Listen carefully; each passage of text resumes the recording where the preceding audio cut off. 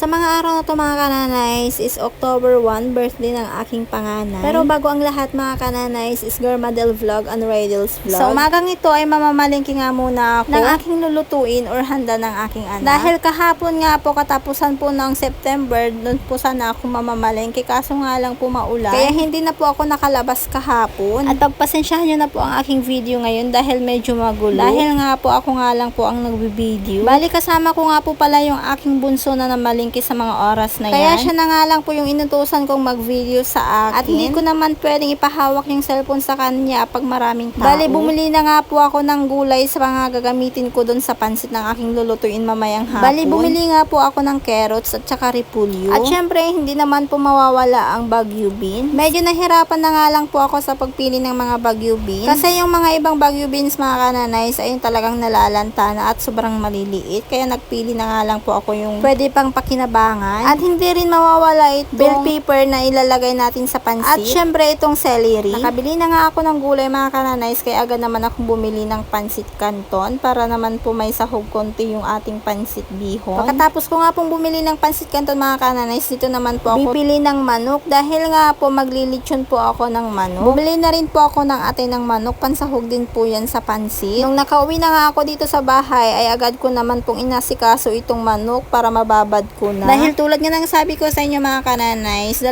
perasong manok ay gagawin ko nga po itong lechon. Medyo may pagkamahal na po talaga ang mga bilihin ngayon. Yung isang kilong manok ay nagkakahalagang 230 pesos only. At depende na rin po kung nasusobrahan po yung isang buo sa isang kilo. Bale, yung bayad po ng 2 manok na nabili ko mga kananays is 540. Diba ang mahal na? Charis. Nag-slice na nga rin po ako ng aking gagamitin para maibabad ko na ang manok. Para saktong mamayang hapon ay lilitsyon ko na nga ito. Bali, nag-slice lang naman po ako dyan ng bawang, kalamansi. At hindi naman po mawawala sa akin ang tanglad. Bali, hinugasan ko na nga rin po itong tanglad na mabuti mga kananays. Tsaka ko nga po ito in-slice din. At hindi mawawala sa akin yung oyster sauce mga kananays sa tuwing nagbababad or nagmamarinade po ako ng manok na aking lilitsunin. Ang una ko na nga ilalagay ang yung in-slice ko kanina na bawang. At isusunod ko naman po itong calamansi juice. Nasa sa inyo na mga kananays kung ano po yung gusto nyo, calamansi or suka. At ilalagay ko na nga rin po itong 2 pack na oyster sauce. Kaso nga lang po, nakulangan ako sa 2 pack na oyster sauce kaya naglagay naman po ulit ako ng 2 pack. So bali 4 na pack po ang nilagay kong oyster sauce. Imamassage ko nga lang po itong manok mga kananays para mahalo ko po yung mga ingredients ng aking inilagay. Sa tuwing may handaan po talaga dito sa bahay mga kananays or birthday, mansari namin ng aking asawa or anniversary namin, ay talagang nagluluto po talaga ako. Pero about sa mansari or anniversary namin mag-asawa mga kananays, tsaka lang naman po ako magluluto kung hindi ako tinamad.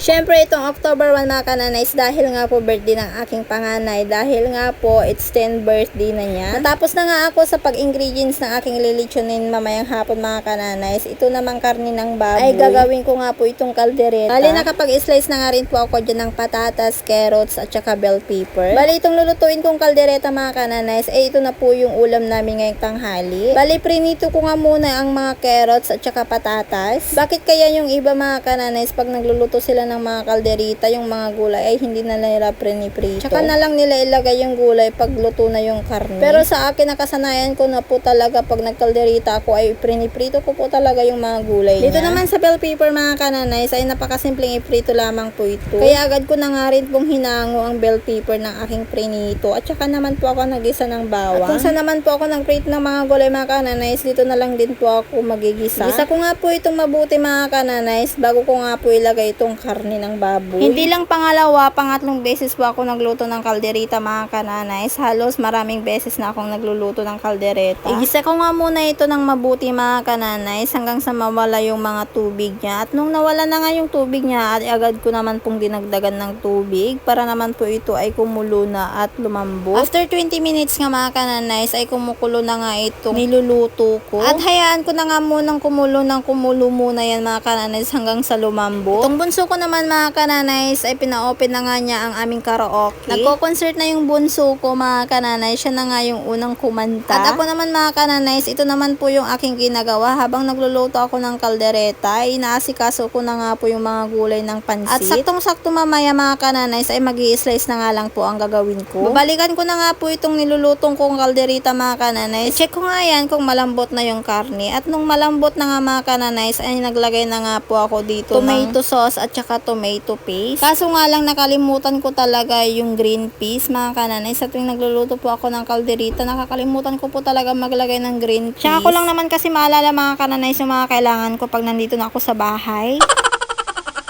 Bali, naglagay na nga rin po ako dyan ng kaunting asin. Bali, maglalagay na nga din po ako dyan ng rino dahil nga po isa rin po itong pampalapot. At kung wala naman po kayong rino or liver spread mga kananays, pwede naman po kayong gumamit ng cornstarch. Bali, halu-haluin ko nga lang po ng ganito mga kananays para naman po mahalo ko mabuti yung liver spread ng aking inilagay. At ilalagay ko na nga rin po itong gulay ng aking prinito kanina. At hahayaan ko na nga lang po yan kumulo mga kananays, mga 10 minutes. Hanggang sa maluto pa nga po lalo yung mga gulay na aking iprinito kanina. Bali nga po kanina mga kananays, isang pack nga po ng tomato sauce yung aking inilagay kanina. Dahil nga po kulang ay nagdagdag na nga ulit ako ng isang Depende pack. Naman po sa inyo sa pagluluto mga kananays kung gaano karami yung ilalagay nyong tomato sauce or tomato paste. Dahil luto na nga ito mga kananays ay maaga nga po kaming magla-lunch. So hanggang dito na nga muna yung aking video mga kananays. Abangan na lamang po yung part 2 ng aking vlog sa kaganapan ng birthday ng aking anak. Thank you for watching mga kananays.